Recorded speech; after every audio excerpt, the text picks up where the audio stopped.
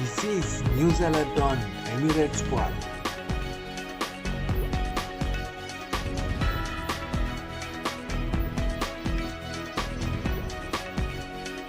ඇල්ලයින් මහනගර සභාව විසින් ප්‍රකාශයට පත් කළ නිවේදනයක් පිළිබඳවයි අපි අවධානය යොමු කරන්නේ.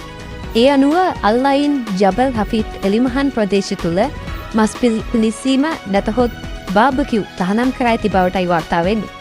ඉතින් ඔබ මෙම ප්‍රදේශය තුළ සංචාරය කිරීමට බලාපොරොත්තු වෙනවා නම් මෙවැනි දෙයකට සූදානම් නොවී යන ලෙසට අපි මතක් කරනවා.